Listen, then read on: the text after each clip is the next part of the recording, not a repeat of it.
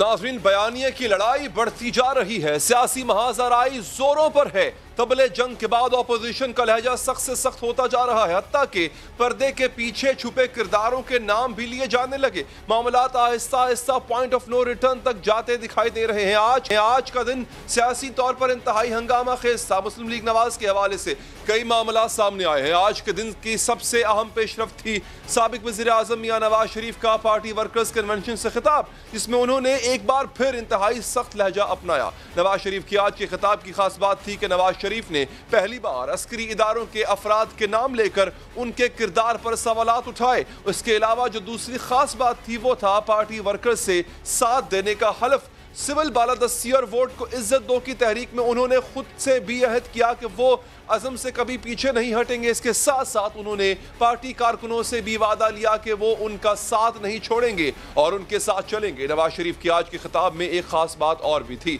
और वो था आज नवाज शरीफ ने पहली बार पीटीआई की कारकर्दगी पर खुलकर बात की। पहली बार हुकूमत की कारकर्दगी के एक एक पहलू को तनकीद का निशाना बनाया। नवाज शरीफ ने कहा कि अल्लाह ने 3-4 सालों में हमसे कई मंसूबे लगवा दिए। हमारे दौर में बिजली आ गई, दहशतगर्दी खत्म हो गई, मईशत आसमान पर चली गई। हमारे जमाने में डॉलर 100 रुपए के लगभग था, आज डॉलर 170 पर है। रुपया मट्टी में मिल गया है। उन्होंने कहा कि इकॉनमी चल पड़ी थी और ग्रोथ रेट 5.8 था, जब आज ग्रोथ रेट मनफी में चला गया। हैरतअंगेज तौर पर उनके तमाम इल्जामात हकायक पर मबनी है। महंगाई से लेकर डॉलर की कीमत तक, जीडीपी से लेकर बिजली गैस की कीमतों में इजाफे तक, हर इल्जाम सच पर मबनी है। इसीलिए हुकूमत ने भी इन इल्जामात के दिफा में अपनी कारकर्दगी बताने की बजाय 2 साल बाद भी वही मौक़िफ़ अपनाया जो शुरू दिन से अपनाया जा रहा है, यानी हर खराबी का जिम्मेदार नवाज शरीफ को ही ठहराया। नवाज शरीफ साहब, आप इस मुल्क में 3 दफा आपको इस कौम ने चांस दिया। आपने बजाय इदारे बनाने के, आपने इदारों को तबाह किया। आपने इस मुल्क की इकॉनमी, इस मुल्क के किरदार को आपने सत्यानाश कर दिया। आपने ऐसे ऐसे मुआहदे किए बिजली के, जिसकी वजह से आज बिजली महंगी है। नवाज शरीफ के सख्त खिताब के जवाब में वजीर इत्तलात के अलावा हुकूमत के दूसरे तर्जमानों की जानिब से भी इंतहाई सख्त रद्द अमल दिया गया। वफाकी वजीर फवाद चौधरी, शहबाज गिल और सूबाई वजीर फयाज चौहान ने इंतहाई सख्त अल्फाज में नवाज शरीफ को तनकीद का निशाना बनाया। आप बिल्कुल पाकिस्तान की कौम के साथ मजाक कर रहे हैं। इस वक्त जो सियासत है नवाज शरीफ की, वो ये है कि वो ब्लैकमेल कर रहे हैं। आपने इस पाकिस्तान की इकॉनमी किया, इस पाकिस्तान की रियासत का वो चीर फाड़ की है कि जो किसी और के पास की बात नहीं है, और सुल्तान मुफरूरुद्दीन का आपने लक़ब हासिल किया है। नवाज शरीफ की अस्करी इदारों पर इल्जामात के हवाले से आज वज़ीर आज़म इमरान खान की जानिब से भी इंतहाई ठोस मौक़िफ़ सामने आया, जिसमें उन्होंने वाज़े तौर पर कहा कि वो मुंतखब वज़ीर आज़म है और नवाज शरीफ इदारों पर जो इल्जामात लगा रहे हैं, अगर वो मामलात उनके साथ होते तो वो सख्त एक्शन लेते। जी, मुझे वो फौज ने आके जनरल ज़हीरुल इस्लाम ने कहा रिजाइन करो। भाई, आप प्राइम मिनिस्टर थे, उसकी जरूरत है आपको कहने की? आप सीधे टेक ऑन करें उनको। इमरान खान को यही कॉल आए कि इमरान खान वज़ीर आज़म पाकिस्तान, आप स्टेप डाउन करें, इस्तीफा दें, तो आप क्या करेंगे? मैं इमीडिएटली उसका इस्तीफा डिमांड करूं। मैं मुल्क का प्राइम मिनिस्टर, आप सैक करेंगे? किसकी जरूरत है मुझे आके कहे मैं डेमोक्रेटिकली इलेक्टेड प्राइम मिनिस्टर हूँ? अगर मेरे पूछे बगैर कारगिल के ऊपर कोई आर्मी चीफ हमला करता, मैं उसको सामने बुलाता और मैं उसको सैक करता। इमरान खान ने समा को इंटरव्यू में इस बात का भी इंदिया दिया कि ऑपोजिशन रहनुमाओं के बड़े पैमाने पर गिरफ्तारियां हो सकती। वज़ीर आज़म अपोजिशन के मुतालबे पे इस्तीफा देंगे? इनके पास राइट है पुरअमन एहतजाज करने का। जिस वक्त इन्होंने कानून तोड़ा, मैं इनको एक एक को जेलों में डालूंगा। और ऑपोजिशन भी गिरफ्तारियों के लिए जहनी तौर पर तैयार दिखाई देती है। आज मरियम नवाज ने प्रेस कॉन्फ्रेंस करते हुए कहा, गिरफ्तारियों के इम्कानात के हवाले से कहा, क्या नून लीग को झुकाना खाम ख्याली होगी? गिरफ्तारियों से तहरीक नहीं रुकेगी, एक के बाद एक लीडर सामने आएगा। मैं गिरफ्तार होती हूँ, हो जाऊँ, मेरे अलावा भी 10 लोग और गिरफ्तार होते हैं। मुस्लिम लीग नून के पास कारकुनों की और जानबाजों की कमी नहीं है। मरियम नवाज गिरफ्तार होगी तो शाहिद खाकान अब्बासी आ जाएगा, शाहिद खाकान अब्बासी गिरफ्तार होगा तो राना सनाउल्लाह आ जाएगा, राना सनाउल्लाह गिरफ्तार होगा तो परवेज रशीद होगा, मरियम औरंगजेब होगी, साद रफीक होगा, एहसन इकबाल होगा, सब होंगे। मुस्लिम लीग नून के कारकुनों को आप गिरफ्तार करते करते थक जाएंगे। उनके मामला सिर्फ इदारों और हुकूमत पर तनकीद तक ही महदूद नहीं है बल्कि मुस्लिम लीग नून दीगर सियासी चालें भी चल रही है। मज़ाहमती तहरीक के हवाले से सारे अंडे PDM की टोकरी में डालने की बजाय एक मतवाजी हिकमत अमली भी तरतीब दी जा रही है, जिसके मुताबिक PDM के प्लेटफॉर्म के अलावा मुस्लिम लीग नून पूरे मुल्क में अपने जलसे भी करेगी, जिसके शेड्यूल का बाकायदा आज ऐलान कर दिया गया है। क्या इसका मतलब ये लिया जाए कि मुस्लिम लीग को ऑपोजिशन के इत्तेहाद पर एतमाद नहीं है? क्या इन्हें डर है कि कोई बीच रास्ते में इन्हें छोड़ सकता है? क्योंकि PDM तो 11 जमातों का एक बड़ा प्लेटफॉर्म है। इसकी मौजूदगी में मुतवाज़ी एहतजाजी हिकमत अमली का क्या जवाब हो सकता है? एक जानिब मुस्लिम लीग नवाज और हुकूमत और ऑपोजिशन के हवाले से चालें चल रही है, साथ ही पार्टी के अंदर से भी सफाई का अमल शुरू कर दिया गया। जो अरकान हुकूमत के साथ राब्ते कर रहे हैं, पार्टी पॉलिसी के खिलाफ जा रहे हैं, उनकी पार्टी रुकनियत मुअत्तल की जा रही है। वज़ीर आला पंजाब से मुलाकात करने वाले 5 अरकान सूबाई असम्बली की पार्टी रुकनियत मुअत्तल कर दी गई, जिनमें अशरफ अंसारी, जलील शरकपुरी, फैसल न्याजी, निशात दाहा और मौलवी गयासुद्दीन शामिल हैं। यही नहीं बल्कि फैटफ की कानून साजी के दिन वोटिंग में गैर हाजिर अरकान को भी शो कॉज नोटिस जारी किए गए, जिनमें राहिला मक्सी, कुलसूम परवीन, दिलावर खान और शमीम आफरीदी शामिल हैं। दूसरी जानिब खबर यह है कि हुकूमत ऑपोजिशन अरकान को तोड़ने के लिए मुतहर्रिक हो गई है। खबर के मुताबिक मुस्लिम लीग नवाज और पीपल्स पार्टी के 30 से 40 अरकान असम्बली और सेनेटर से राब्ते किए जा रहे हैं। सियासी मुश्किलात के अलावा अदालती मामलात में मुस्लिम लीग नून के लिए चैलेंज बने हुए हैं। आज एहतसाब अदालत इस्लामाबाद ने तोशा खाना रेफरेंस में साबिक वज़ीर आज़म नवाज शरीफ की जायदाद जब्ती के अहकाम जारी किए। एहतसाब अदालत की जानिब से कर्क की जाने वाली जायदाद में नवाज शरीफ के नाम लाहौर में 1650 कनाल से जायद ज़रई अराजी, उनके जेर इस्तेमाल मर्सिडीज, लैंड क्रूजर और 2 ट्रैक्टर्स शामिल हैं। अदालत ने लाहौर में निजी बैंक में नवाज शरीफ के नाम पर मुल्की और गैर मुल्की अकाउंट्स भी कर्क करने का हुक्म दिया। बात करेंगे इसी हवाले से हमारे साथ हैं पाकिस्तान मुस्लिम लीग नवाज के सीनियर लीडर जनाब एहसन इकबाल साहब। एहसन साहब, बहुत बहुत शुक्रिया सर आपके वक्त का। सर मैं दीगर मामलात पर तो गुफ्तगू का आगाज करूंगा ही, लेकिन सर पहले मुझे यह बताइएगा, आज पेमरा ने एक एडवाइजरी जारी की है जिसके मुताबिक एब्सकॉन्डर को, इश्तिहारी को टेलीविजन पर ना नशर किया जाए, ना दिखाया जाए। अब ये रिलेट करती है कहीं ना कहीं नवाज शरीफ साहब से भी, उनको भी अदालत में इश्तिहारी करार दिया गया, उनका बयान टीवी पे चल भी रहा था और गालिबन जो है वो इसके बाद चलना जो है वो मुश्किल हो जाएगा।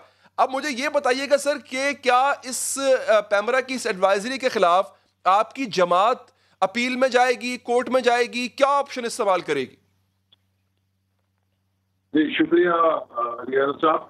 देखिए, यही वजीर आजम है जो बहुत फातिहाना अंदाज से और जिस तरह इन्होंने आज इंटरव्यू में कहा है कि मैं DGISI और आर्मी चीफ को बरतरफ कर दूंगा, सैक कर दूंगा, कोई मेरे सामने केस तो आए, ये तो अपने special assistant general Asim Bajwa का इस्तीफा तक कबूल नहीं कर सके, तो इन्होंने सैक काम करना है। इसी तरह की ये भड़के मार रहे हैं। इन्होंने, आपको पता है, कहा था कि मेरी इजाजत से नवाज शरीफ साहब की तकरीर टेलीकास्ट की गई APC के अंदर। अब अगर इनकी इजाजत से की गई तो अगर वो एब्सकॉन्डर है तो एक एब्सकॉन्डर को जिस शख्स ने तकरीर नशर करने की पेमरा को या TV चैनल्स को इजाजत दी, वो भी तो मुजरिम हुआ। वो किस हैसियत में थी? क्या उस वक्त नवाज शरीफ साहब की कोई मुख्तलिफ हैसियत थी कि जब बड़े बड़े अपने क्या कहते हैं हाथमताई बन के उन्होंने कहा कि जी मैंने इजाजत दे दी है, और अब जब 2 तकरीरें उनकी हुई है और इन्होंने देखा कि उससे अवाम के अंदर उनके बयानिए को मकबूलियत मिल रही है और हुकूमत एक्सपोज हो रही है, तो बौखलाहट के अंदर इन्होंने उस पर पाबंदी लगाने का ये तरीका निकाला है। मैं समझता हूँ कि ये इनकी आज भी जो धमकियां हैं कि मैं ऑपोजिशन को गिरफ्तार कर लूंगा, मैं इमरान अहमद न्याजी साहब से पूछना चाहता हूँ कि जो इन्होंने बहसियत ऑपोजिशन पार्टी हकूक इंजॉय किए, क्या वो हकूक ये अपनी ऑपोजिशन को भी देने के लिए तैयार है? जो जो इन्होंने तरीकों से एहतजाज किया, कौन सी रेड लाइन है इन्होंने क्रॉस नहीं की? क्या इमरान अहमद न्याजी को किसी ने जेल में डाला? इन्होंने तो टेलीविजन की इमारत पे कब्जा कर लिया, तोड़ फोड़ की, पार्लियामेंट पे चढ़ दौड़े और दहशत गर्दी के आर्टिकल से मुर्तकब हुए। हमारी हुकूमत तो इतनी पूरे तमाम थी कि हमें इनसे कोई खतरा नहीं था, हमने तो हाथ नहीं लगाया। लेकिन ये एक रेत के कार्ड पे खड़े हैं, इतने गैर महफूज हैं कि अभी से धमकियां दे रहे हैं गिरफ्तार कर लूंगा। आपने कोई गिरफ्तारी में कसर तो नहीं छोड़ी है, हमें आजमा लिया है, हमारे हौसले घटे तो नहीं है, बड़े हैं अल्हम्दुलिल्लाह। अच्छा, एहसन साहब मुझे ये बताइएगा, नवाज शरीफ साहब इस वक्त जो बयानियां दे रहे हैं उसका फिलहाल एक ही जरिया है, वो है वीडियो लिंक का खिताब और टेलीविजन। सर अगर ये पाबंदी लग जाती है, जिसका काफी हद तक इतलाक हो भी चुका है, तो सर आपके पास कोई प्लान भी है? क्योंकि आपकी कारकुनान को मोटिवेट करने के लिए जो कुछ अभी पिछले चंद दिनों में हुआ वो नवाज शरीफ की तकारीर से ही हुआ, अगर वो रुक गए तो फिर क्या होगा? देखिए, जहां तक नवाज शरीफ साहब की तकारीर को डिजिटल मीडिया पे नशर करने का सवाल है, उसको तो ये रोक नहीं सकते। जो सोशल मीडिया है उसके जरिए नवाज शरीफ साहब का पैगाम घर घर पहुंच सकता है। अगर ये टेलीविजन के ऊपर पाबंदी लगाएंगे तो अब आज का दौर सेंसरशिप का नहीं है, ये इंफॉर्मेशन रेवोल्यूशन का दौर है। हर शख्स के हाथ में स्मार्टफोन है, हर शख्स के हाथ में व्हाट्सएप है, सोशल मीडिया के प्लेटफॉर्म्स हैं, और हर बंदा शाम से पहले क्या घंटों से भी नहीं बल्कि मिनटों के अंदर उस चीज को सुन लेता है, उस चीज तक पहुंच जाता है जिस पर कोई पाबंदी लगाई जा रही हो। लिहाजा ये हमारे पैगाम को अवाम से रोकने में कभी कामयाब नहीं हो सकते, कारकुनों तक पहुंचने से नहीं रोक सकते। अच्छा एहसन साहब, अब हम आते हैं आपकी पीडीएम के ऊपर। सर पीडीएम में दो बड़ी जमातें हैं, एक आप और एक पाकिस्तान पीपल्स पार्टी। सर दोनों ने इकट्ठे चलना है और आगे चल के जो भी आपका लाहेमल होगा वो इकट्ठे ही सर अंजाम पाएगा। लेकिन पीपल्स पार्टी और नून लीग में ट्रस्ट डेफिसिट पाया जाता है। ख्वाजा आसिफ साहब कह चुके हैं कि वो जरदारी साहब पर एतमाद नहीं करते। सर नवाज शरीफ के बाद जो दूसरी क़यादत है, सेकंड ईयर की क़यादत है, अगर उसका एतमाद नहीं है उस जमात से जिसके साथ उन्होंने एक वर्किंग रिलेशनशिप रखना है आइंदा चंद दिनों तक, तो सर आप आगे कैसे बढ़ेंगे?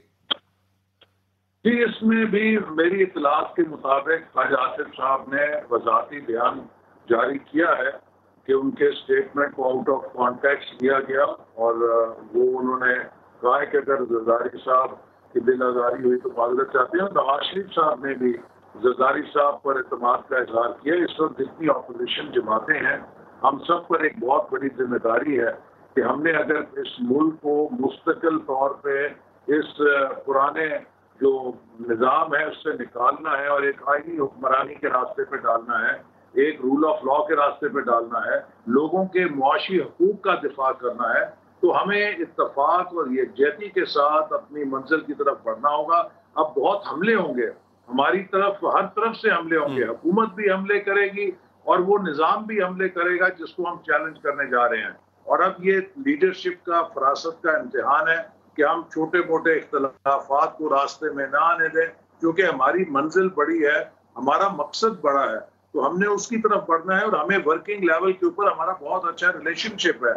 मुस्लिम लीग नून और पीपल्स पार्टी की जो वर्किंग लेवल की टीम्स हैं वो बहुत एक दूसरे के साथ मिलकर काम करती हैं। और आपको मैं याद दिलाना चाहूंगा कि जब मुशर्रफ दौर था तो हम ARD का भी हिस्सा बने थे, और उस ARD की स्ट्रगल के दौरान हमारे केडर्स तक भी एक दूसरे के साथ मिल गए थे। लिहाजा मुझे नहीं कोई इतनी बड़ी मुश्किल नजर आती इसके अंदर। अच्छा एहसन साहब, अगर ट्रस्ट डेफिसिट नहीं है तो फिर पीडीएम के फोरम से हट के नून लीग ने जलसों का ऐलान क्यों किया, जुलूसों का ऐलान क्यों किया? क्योंकि आपकी तो सब चीजें मुश्तरक होनी थी, तो उससे हटना और फिर अपने स्ट्रेटजी को बिल्कुल डिफरेंट रखना, क्या ये इस बात की अक्कासी नहीं करता कि कहीं ना कहीं आपको खदशा है कि कहीं रस्ते में पीपल्स पार्टी साथ ना छोड़ जाए? नहीं, ऐसी बात नहीं है। देखिए, जो पीडीएम है उसके अंदर ये फैसला किया गया है कि हम मुश्तरका प्लान ऑफ एक्शन बनाएंगे, जिसके लिए 5 अक्टूबर को हमारी मीटिंग होगी, जिसमें तमाम पार्टीज अपनी मोबिलाइजेशन की तजावीज़ लेकर आएंगी, और तमाम पार्टीज को जिम्मेदारियां दी गई हैं कि वो मुख्तलिफ सूबों के अंदर जलसे करेंगे। और लाहौर का जलसा जो है वो मुस्लिम लीग नून की जिम्मेदारी है, और हमारा फर्ज है कि जब वो जलसा हमारी जिम्मेदारी है तो हम इसके लिए पूरे सूबे के अंदर मोबिलाइजेशन करें और इसे पाकिस्तान की तारीख का सबसे बड़ा जलसा बना के दिखाएं। तो जो हमारी मोबिलाइजेशन है वो उस हमारे हदफ की तरफ है जो हमने लाहौर में पीडीएम का एक बहुत बड़ा अजीमुशान जलसा करना है। इसके अलावा जो हमारे बड़े प्रोग्राम होंगे उसमें हम पीडीएम की दीगर जमातों को भी दावत देंगे, और इसी तरह दीगर जमातों के जो अपने प्रोग्राम हैं उसमें भी जहां जहां वो हो सकेगा दीगर जमातों को उनकी क़यादत को शामिल करेंगे ताकि एक यकजहती का पैगाम भी जाए। और जो पीडीएम के प्लेटफॉर्म से प्रोग्राम होंगे उसमें तमाम जमातें मिलकर भरपूर हिस्सा लेंगी।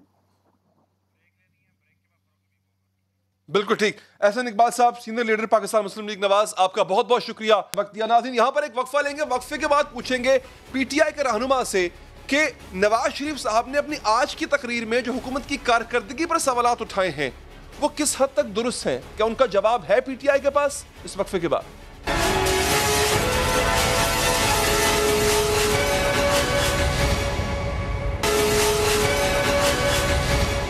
ब्रेक के बाद हाजिर है नाज़रीन। हमारे साथ मौजूद है पाकिस्तान तहरीक इंसाफ के रहनुमा जनाब फारूक हबीब साहब। फारूक साहब शुक्रिया। सर, जो एडवाइजरी जारी की है पैमरा ने, उसकी कई वजूहात हैं। एक वजह उसमें से बड़ी अहम है कि वो एब्सकॉन्डर है नवाज शरीफ साहब, इश्तिहारी है, लिहाजा इश्तिहारी का बयान तकरीर टीवी पर ना दिखाई जाए। इसके अलावा सर, नवाज शरीफ ने जो तकरीर में सवालात उठाए हैं आपकी कारकर्दगी के हवाले से, क्या उनसे इनकार किया जा सकता है? मतलब नवाज शरीफ ये कह रहे हैं कि 5.8 पे ग्रोथ रेट छोड़ के जा रहे हैं, आप उसको नेगेटिव में ले गए। नवाज शरीफ कह रहे हैं कि आटा चीनी कहां छोड़कर गए थे, आप उसको आवाम की पहुंच से दूर ले गए, महंगाई को आपने बढ़ा दिया, बिजली आपके दौर में महंगी हुई, गैस आपके दौर में महंगी और फिर अब नापैद होने जा रही है, कर्जे आपके दौर में उनसे ज्यादा लिए गए, बजट डेफिसिट बढ़ा। मतलब हर माशी इंडिकेटर जो है वो आपकी ग्रोथ को नेगेटिव में पोर्ट्रे कर रहा है। नवाज शरीफ कहते हैं मैं पॉजिटिव में छोड़ के गया था। इन सवालों का जवाब पाकिस्तान तहरीक इंसाफ किस तरह देगी? देखें, बात यह है कि हमें सवालात से जो है वो कोई एतराज़ नहीं है और हमने कभी किसी की ज़बान बंदी भी नहीं की। हम चाहते हैं कि सवालात हों, उन सवालात का जो है वो हम जवाब भी दें। लेकिन बात यह है कि देखना यह है कि ये सवालात कर कौन रहा है। सवालात वो कर रहा है जो कोर्ट से, ना सिर्फ कोर्ट ने इश्तिहारी करार नहीं दिया, सज़ा याफ्ता मुजरिम है जो कि ज़मानत के ऊपर बाहर इलाज करवाने गए थे, यहाँ पर अपनी सिक्योर बॉन्ड जमा कर बॉन्ड दिया उनके भाई ने, शहबाज शरीफ ने, कि इलाज करवा के मुल्क से वापस आएंगे। लेकिन अभी तक नवाज शरीफ साहब इलाज उन्होंने ना शुरू करवाया, बल्कि उल्टा उन्होंने जो है मुल्क के जो आइनी कानूनी इदारे हैं उन इदारों के ख़िलाफ़ जो है वो हर्जा सराई शुरू कर दी है। और मैं समझता हूँ कि वोट को इज़्ज़त देने वाले सबसे पहले कोर्ट को इज़्ज़त क्यों नहीं देते? कानून और आइन के दायरे के अंदर रह के बात करें ना। नवाज शरीफ साहब खुद भी बाहर हैं, उनके बच्चे भी बाहर हैं, बहुत सारे सवालात के जवाबात उनके बच्चों ने भी देने हैं। वो आए, आकर अपनी सजा भी काटें, अदालतों को मुतमिन करें, अदालतों में जो उनके खिलाफ केसेस हैं उन केसेस का जवाब दें। जवाबात देने से वो आ रही हैं। देखें, बात यह है, ये जितने सवालात हैं ये सवालात नए सवालात नहीं है। ये पिछले 2 साल से हमारी हुकूमत जो है इन सवालात का रोज़ाना की बुनियाद के ऊपर जवाब देती है। अगर आप मईशत की बात करते हैं तो मईशत हमें किस हालत में मिली? ये जो बात करते हैं कि डॉलर हमने जो है वो 117 रुपए पे छोड़ा था, हमने जो डॉलर मिला है वो 127 के अंदर मिला। एक मिनट सुन लेना, 7 अरब डॉलर इसहाक डार ने मार्केट में डाल दिए। ये मैं नहीं कह रहा, ये मिफ्ता इस्माइल इनके ही बनाए हुए वजीर खजाना कह रहे हैं कि डॉलर को फिक्टिशियसली रोके रखा। हमारी यहाँ तो एक्सपोर्ट्स के अंदर इजाफा हो रहा होता है, एग्रीकल्चर ग्रोथ के अंदर जीरो इजाफा, एक्सपोर्ट्स के अंदर जीरो इजाफा। फिर एक मिनट सर्कुलर डेट हमें 20 अरब डॉलर के ऊपर मिला, रिकॉर्ड सर्कुलर डेट। आज वही सर्कुलर डेट नहीं है, आज वो सर्कुलर आपका करंट अकाउंट खसारा जो है वो करंट अकाउंट सरप्लस हो गया है। हमें 20 अरब डॉलर पे करंट अकाउंट खसारा मिला था। इसी तरीके से हमने पहले साल आते 7-10 अरब डॉलर की कर्जों की अदायगी की है। फिर मैं कहूँगा वो रिकॉर्ड अदायगी है। इसके बावजूद आप देखें कि मैशियत हमें ऑन वर्ज ऑफ डिफॉल्ट थी, हमने तो मैशियत को डिफॉल्ट से बचाया है। आज आप देखें कि आपकी स्टॉक एक्सचेंज कहाँ पर गई। आज आप देखें कि कोरोना जिसको ये कहते थे हुकूमत नाकाम हो गई है, आज अल्हम्दुलिल्लाह पूरी दुनिया एक्नॉलेज कर रही है कि कोरोना के अंदर हमने ना सिर्फ उसको कर्टेल किया, कम हुआ, बल्कि हमारी मैशियत भी दुनिया से पहले जो है वो आगे टेक ऑफ हो चुका है। आप भारत देखें, बांग्लादेश देखें, यूएस देखें, यूरोप देखें, उनकी मैशियतें तबाह बर्बाद हो गई हैं। हमारी मैशियत कम बैक कर रही है। सर, आपने बड़ा ये तमाम इकदाम इसी हुकूमत ने लिए हैं कि आपको कहाँ मिली। आपका पॉइंट बहुत अच्छा है सर कि नवाज शरीफ ने आपको क्या मैशियत दी। सर नवाज शरीफ ने आपको 5.8 ग्रोथ रेट दिया। जो स्टॉक एक्सचेंज जिसका आप जिक्र करें, नवाज शरीफ ने आपको 53,000 पे स्टॉक एक्सचेंज दी थी। आप 2 सालों में एक भी दफा 40,000 क्रॉस नहीं कर पाए सर। आप इसको बल्कि नीचे ले आए थे और अब आप ऊपर आए हैं सर, लेकिन 53,000 अभी भी टच नहीं किया आपने। एक बात। डॉलर सर फिक्टिशियसली अगर होल्ड किया हुआ था नवाज शरीफ ने 121 रुपए पे, जहांगीर तरीन साहब नदीम मलिक साहब के प्रोग्राम में कह चुके हैं कि ये कोशिश आपने भी की है, एक दफा नहीं 2 दफा की है डॉलर को फिक्टिशियसली होल्ड करने की, आपने डॉलर फेंके हैं मार्केट में। तीसरी बात, आगे चलते हैं सर, नवाज शरीफ ने आपको चीनी जो है ना सर वो 70 रुपए पे दी थी, आप उसको 90-100 पे ले गए। आटा आपको दिया था सस्ता, वो भी आप महंगा करके ले गए। दवाई भी सस्ती दी थी, ऊपर ले गए। गैस सस्ती थी, बहरान भी नहीं था, वो भी आप ऊपर ले गए। सर सिवाय एक सर्कुलर डेट के कोई और एक इंडिकेटर मुझे बता, सॉरी सिवाय एक करंट अकाउंट के आप कोई और इंडिकेटर दिखा दें सर जो आपने पॉजिटिव किया हो। देखें, बात यह है आपको समझने की जरूरत है, जो ये ग्रोथ की बात करते हैं अली हैदर, ग्रोथ जो है वो ये मतलब नहीं होता कि आप अपने मुल्क के अंदर इंपोर्ट करते जाएं। आपकी एक्सपोर्ट्स और इंपोर्ट्स का गैप आपको पता कितना था, डिफरेंस कितना था?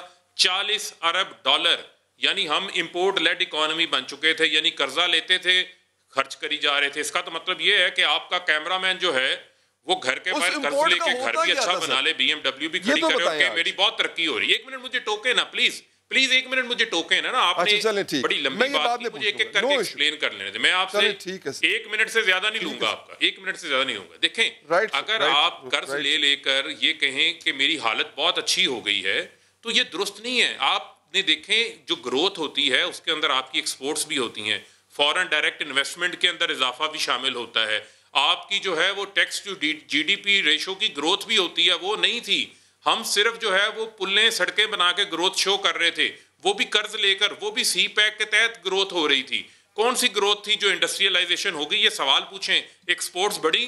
बांग्लादेश की एक्सपोर्ट्स 2013 में 25 अरब डॉलर थी, हमारी भी 25 थी। हमारी कम होकर 2018 में 22 अरब हो गई, बांग्लादेश की 39 अरब हो गई। वो हमारा हमसाया था, हमसे बाद आज़ाद हुआ, हमसे कई सारे वसाइल के अंदर कम है, लेकिन वो तरक्की कर रहा है क्योंकि नवाज शरीफ जैसे नाहल, इसहाक डर जैसे नाहल, भगोड़े जो आज बाहर बैठे हुए हैं वो वजीर खजाना थे। आज आप देखें कि हमारे फॉरेन रिजर्व्स कहाँ पर हैं। आज आपके फॉरेन रिजर्व्स जो हैं वो 16 बिलियन डॉलर से जायद के हैं। ये 8 अरब के ऊपर छोड़ के गए थे। आज मुल्क को बैंक डिफॉल्ट का खतरा नहीं है। उसके अलावा आप कहते हैं कि हमने क्या स्टेप्स लिए, हमने अपनी एक्सपोर्ट्स को जो है वो बढ़ाया है। हमने जो है वो लोगों के रिफंड्स 200 अरब डॉलर 200 अरब रुपया रिफंड्स जो हैं बिजनेस कम्युनिटी के वो वापस किए हैं। आज हमने 200 अरब रुपए से एहसास प्रोग्राम शुरू किया है। 12,000 रुपया नकद हमने गरीब आदमी को उस वक्त दिया जब कोरोना की वजह से लॉकडाउन था, ताकि गरीब के चूल्हे ना बुझे। हमें जो आप कहते हैं बिजली और गैस हमने महंगी कर दी। 1 मिनट, आप देखें कि IPPs के नाम के ऊपर कितना बड़ा इस मुल्क के साथ फ्रॉड हुआ, धोखा हुआ। आज हमने उनके साथ निगोशिएशन की है, उनको टेबल के ऊपर लेकर आए हैं। ये महंगे बिजली कर लगा के गए थे। LNG जो है मुल्क के अंदर नेचुरल गैस की तो कमी है, नए ज़खायर निकल नहीं रहे। RLNG का 15 साल का मायदा करके गए, वो चेंज नहीं कर सकते। दुनिया के अंदर RLNG सस्ती है, हम महंगी खरीद रहे हैं। तो ये तमाम तर सच भी बताने चाहिए। तस्वीर का एक रुख नवाज शरीफ पेश कर रहे हैं, दूसरा रुख ये है कि हर मामले के अंदर इन्होंने किकबैक्स ली, हर मामले के अंदर इन्होंने मनी लॉन्ड्रिंग की, तमाम मामलात के अंदर इनकी अपने बिजनेस बेनिफिट से। वरना आज हसन नवाज, हुसैन नवाज, सलमान शहबाज, एक काम करते हैं, मुल्क से बाहर ना होते। लेट्स से फारूक साहब देखें, इंडिकेटर्स जो है ना दे स्पीक्स फॉर देमसेल्व्स। एक बात, दूसरी बात सर ये है कि आपके दौर में जो कर्जे लिए गए, आप कहते हैं हमने वापस किए, बिल्कुल किए। I have facts and figures, बिल्कुल सर। नवाज शरीफ के दौर में भी कर्जे वापस हुए। आपने 15,000 अरब कर्जा लिया, उसमें से आपने 5,000 अरब कर्जे वापस किए। 10,000 अरब का सर आपने किया क्या? एक सड़क नहीं बनी है सर आपके दौर में, not even a single mega project. एक BRT सर जो 6 साल से गले की हड्डी बन के फंसा हुआ है। 1 मिनट, पहले हम अपनी फिगर्स को करेक्ट कर रहे हैं। जो आप 15,000 की फिगर दे रहे हैं ये फिगर करेक्ट नहीं है, ये इससे कम है। दूसरी वजह सुन लें, आपकी डिवैल्यूएशन डॉलर की कितनी हुई है वो तो आप इसमें ऐड नहीं कर रहे। वो आप ऐड करें 50%, वो भी आप ही को सेहरा जाता है। बाकी हमने कर्ज वापस लेने के लिए एक मिनट बिल्कुल ठीक है। खुरम साहब बहुत शुक्रिया। फारूक हबीब साहब आपके वक्त का। सर आगे बढ़ते हैं नाजरीन। ऑपोजिशन जमातों का इत्तेहाद अभी कायम हुआ ही है कि इसमें दरारें पड़ती नजर आ रही हैं। अभी जलसों और धरनों का सिलसिला शुरू भी नहीं हुआ कि एक दूसरे के खिलाफ बयानात आना शुरू हो गए। एक दूसरे की नीयतों पर शक का इजहार किया जा रहा है। हुकूमत मुखालिफ तहरीक में साबित कदमी पर शुबा किया जा रहा है। क्या हुकूमत के खिलाफ मुत्तहद होने वाली जमातें आपस में मुत्तहद रह पाएंगी? पाकिस्तान डेमोक्रेटिक मूवमेंट के नाम से बनने वाले इस इत्तेहाद ने पहला जलसा 11 अक्टूबर को करने का ऐलान किया। इस इत्तेहाद में शामिल सभी जमातें अहम हैं, लेकिन मुस्लिम लीग नवाज और पीपल्स पार्टी के पास पार्लिमानी ताकत है, जबकि जमीयत उलमा इस्लाम फजलुर रहमान के पास स्ट्रीट पावर है। इस वक्त सियासी बसात पर बहुत ही दिलचस्प सूरत हाल पैदा हो चुकी है। स्ट्रीट पावर रखने वाली JUI फे पार्लिमानी ताकत रखने वाली पीपल्स पार्टी और नून लीग से मुतालबा कर रही है कि वो असेंबलियों से इस्तीफे दे दें। इस्तीफों की ऑप्शन वो ऑप्शन है जिस पर मुस्लिम लीग नवाज मुत्तफिक हो चुकी है। मुस्लिम लीग नून के रहनुमा राना सनाउल्लाह कह चुके हैं कि कायद नवाज शरीफ की जानिब से हिदायत आ चुकी है, वक्त का तयन करके इस्तीफे दे दिए जाएंगे और कौमी असम्बली की हद तक पीपल्स पार्टी भी इस पर आमादा हो चुकी।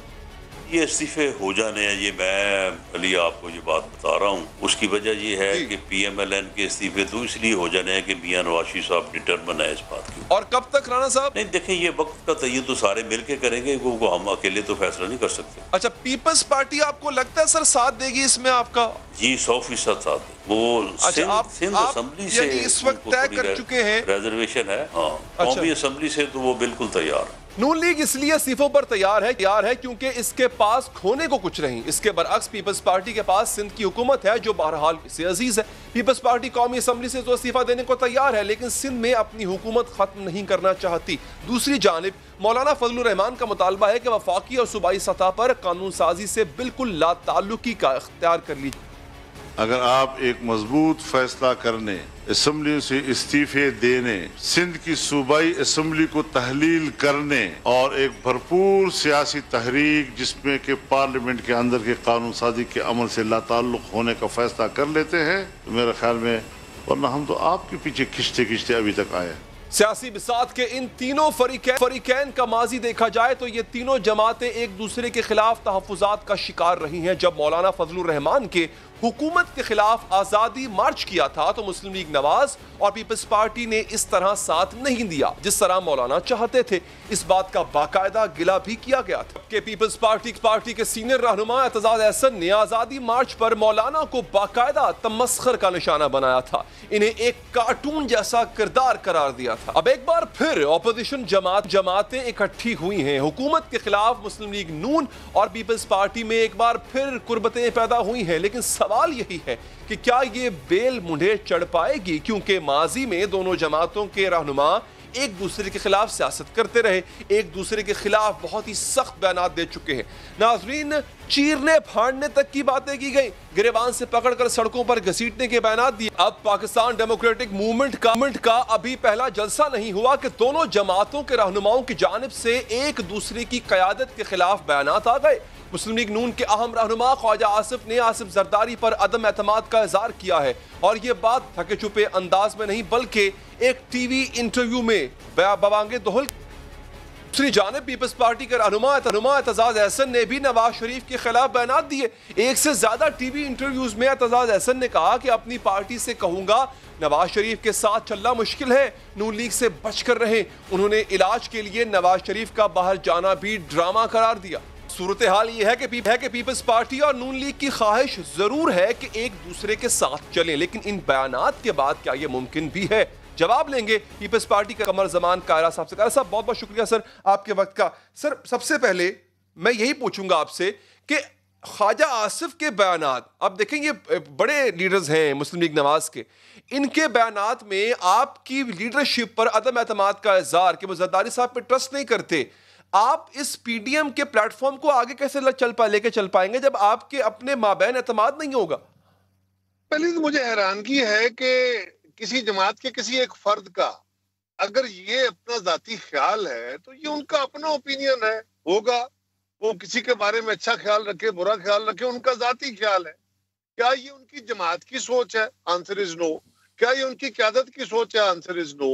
उनके एक मेंबर ऑफ द पार्टी के उनके अपने ख्यालात है, किसी का अपने लेवल हो सकता है। Someone can hate me, I can dislike someone. So ये इंडिविजुअल्स के इशू नहीं होते, हमारे ताल्लुकात जमाती लेवल पे हैं, क़यादत के लेवल पे हैं, और उसमें कोई फुकदान नहीं है। गौर तलब बात यह है कि मियां नवाज शरीफ क्या कह रहे हैं, शहबाज शरीफ क्या कह रहे हैं, उनकी जमात की लार्जर पॉलिसी क्या है, क्या पीडीएम के अंदर बैठ के वो सारे फैसले जो उन्होंने किए उसके साथ खड़े हैं। वो जरदारी साहब, बिलावल साहब या पीपल्स पार्टी के बारे में क्या कहते हैं, दैट मैटर। हमारी जमात के भी कई मेंबर हैं जो मुस्लिम लीग को नहीं पसंद करते, वो उनके अपनी जाती सोच है, हम उनको पाबंद कर सकते हैं ना। ख्वाजा आसिफ साहब के बारे में कुछ कहा जाए, सो मेरा नहीं ख्याल कि ख्वाजा साहब मैटर्स। लेकिन कर साहब बताइएगा, अगर निचली सतह पे सेकंड ईयर की क़यादत में ही ट्रस्ट डेफिसिट हो तो वर्किंग रिलेशन कैसे कायम होगा? देखिए आगे चल के आपने बहुत कुछ इकट्ठे करना है। क़यादत में तो चले मान लिया कि फुकदान नहीं है ट्रस्ट का, लेकिन अगर नीचे आके ज्यादा नीचे मत जाए सेकंड ईयर में, तो फिर आप एक इकट्ठे प्लानिंग किस तरह करेंगे, मनसूबाबंदी किस तरह करेंगे, ये कैसे मुमकिन हो पाएगा? इस हद तक मैं कह रहा हूँ कि इस हद तक वो ख्वाजा साहब का इशू नहीं है, वो जमात का इशू है, ख्वाजा साहब की जाती सोच है। ओके, अच्छा, नहीं मैं सिर्फ देखिए मैं दोहरा देता हूँ कि आप फिर ख्वाजा साहब का जाती इशू हो, लेकिन है तो वो पार्टी के लीडर ही ना, मतलब पार्टी का हिस्सा है वो उनके समय दीगर भी ऐसे लोग होंगे जिनमें ट्रस्ट इश्यूज होंगे, आपकी पार्टी में भी होंगे। तो मैं पूछना ये चाह रहा हूँ कि आप इकट्ठे आगे कैसे बढ़ेंगे फिर? मेरे भाई, किसी जमात के लोगों का आपस में ट्रस्ट लेवल वो नहीं होता, एक दूसरी जमात के अंदर ग्रुप्स मौजूद होते हैं। ये तो हम मुख्तलिफ जमातों में हैं, मुखालिफ जमातों के लोग हैं, एक ही जमात के अंदर दो तीन ग्रुप्स होते हैं, एक दूसरे के मुखालिफ ज़हन के रखने वाले, मुखालिफ इश्यूज के ऊपर अपना अपना डिफरेंस ऑफ ओपिनियन रखने वाले हमारी जमात में भी है, मुस्लिम लीग में भी है, बाकी जमातों में भी है। तो ये चीज मैटर नहीं करती जो आपको परेशान कर रही है। इंशाअल्लाह ताला यू विल सी। और दूसरी बात यह है कि हमारे पास ट्रस्ट करने के अलावा कोई और रास्ता नहीं है। We have. अच्छा, आप समझते हैं वो मैटर नहीं करते, ठीक है सर, लेकिन अगर एतमाद होता कारा साहब, तो फिर Pakistan Muslim League Nawaz on the whole वो पीडीएम के फोरम से हट के जलसों का ऐलान क्यों करती, जुलूसों का ऐलान क्यों करती? आपने तो ऐसा कोई ऐलान नहीं किया, लेकिन वो कर रहे हैं। हमारी जमात ने ऐसा ऐलान नहीं किया, लेकिन आपको याद होगा कि जब एक केपीसी हुई थी पहली, जब हमने जलसे किए थे इकट्ठे, उस वक्त ये तय हुआ था कि हम अलग जलसे भी कर सकते हैं और कलेक्टिवली भी कर सकते हैं।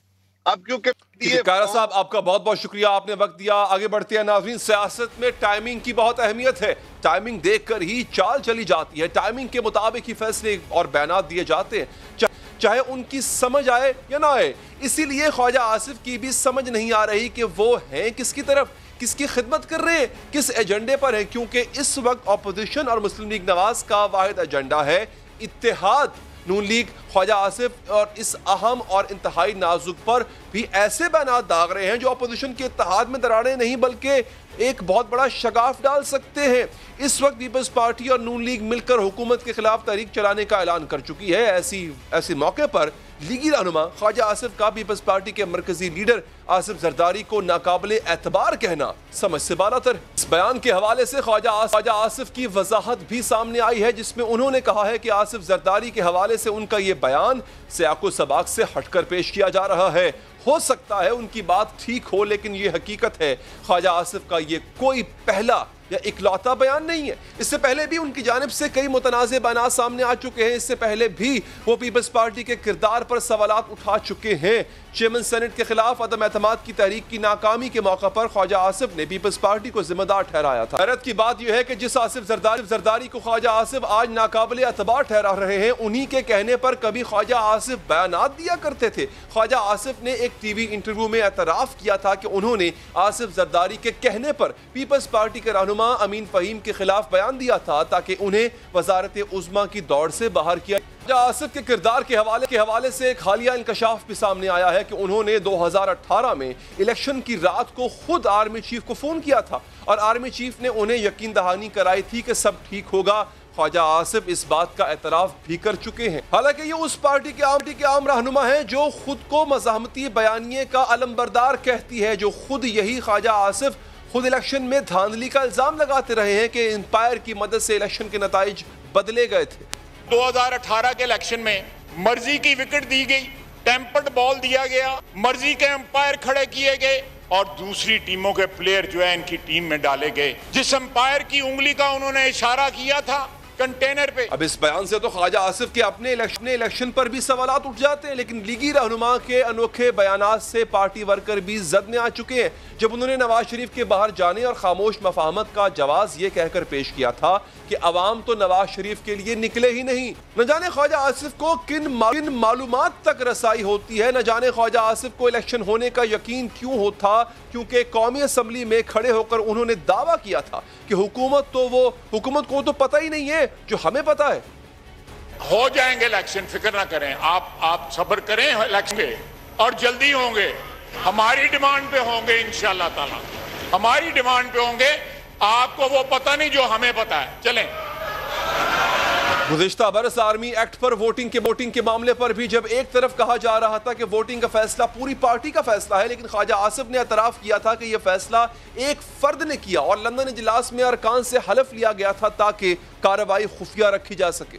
इस फैसले के हवाले से ख्वाजा आसिफ पार्टी इजलास में कड़ी तनकीद का भी सामना करना पड़ा था। पार्टी रहनुमा उनके किरदार से गैर मुतमईन थे, उन पर तहफ़्फ़ुज़ात का इज़हार किया गया था। इस बात की तस्दीक ख्वाजा आसिफ खुद भी कर चुके हैं। लेकिन मामला यह है कि इस वक्त अपोजिशन जमातें हुकूमत के खिलाफ सफ बंदी कर रही हैं, लेकिन ऐसे बयानात के बाद हुकूमत के खिलाफ चलने वाली तहरीक चलने से पहले ही दम तोड़ सकती है। और अहम बात यह है कि अगर इस मौका पर अपोजिशन इत्तेहाद को नुकसान पहुंचा है तो इसका जिम्मेदार ऐसे बयानात को करार दिया जा सकता है। एक वक्फे के बाद चाइना का कौमी दिन है, चीन की तरक्की का मोइज़ा क्या है, आपको बताएंगे वक्फे के बाद।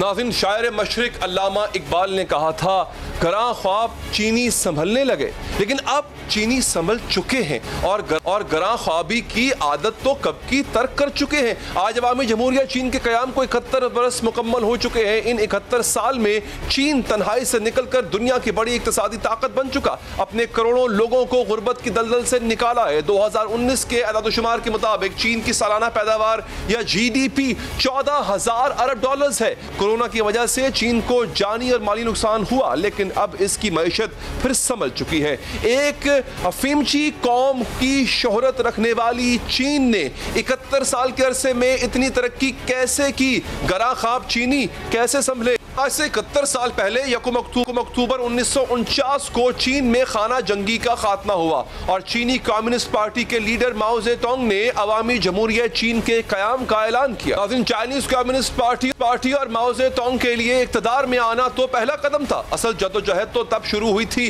तवील खाना जंगी से चीन तबाह हो चुका था, मुल्क का दिवालिया निकल चुका था। अवामी जमहूरिया के बानी माओ ज़ेडुंग के दौर में हुकूमत ने सनतों पर कब्जा किया, चीन की ज़रूरी मईशत को सनती मईशत में तब्दील किया, लेकिन चीन की मईशत को सनती बनाने की कोशिश बुरी तरह नाकाम हुई, जिसकी वजह से चीन को बदतरीन कहत का सामना करना पड़ा।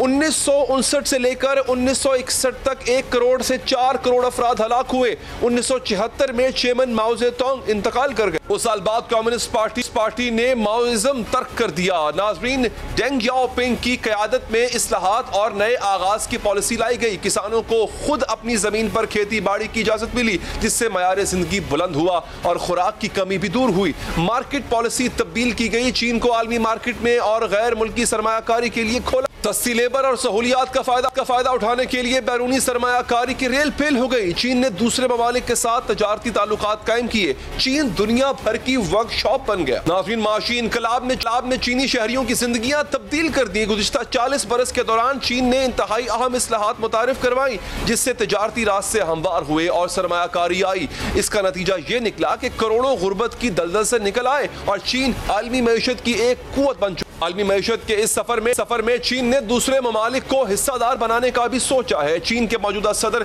शी जिनपिंग 1 बेल्ट 1 रोड का मंसूबा लाए हैं, जो कई ममालिक के दरमियान माशी शाहराह बनेगा। चीन और पाकिस्तान में इक्तसादी राहदारी के मंसूबे पर काम जारी। चीन सिर्फ माशी ताकत ही नहीं, सियासी ताकत भी है। जैसे चीन का असर रसूख बढ़ रहा है, चीन के हवाले से अमरीकी खदशात बढ़ रहे हैं। इसी वजह से दुनिया की सुपर पावर अमरीका चीन को खतरा समझ।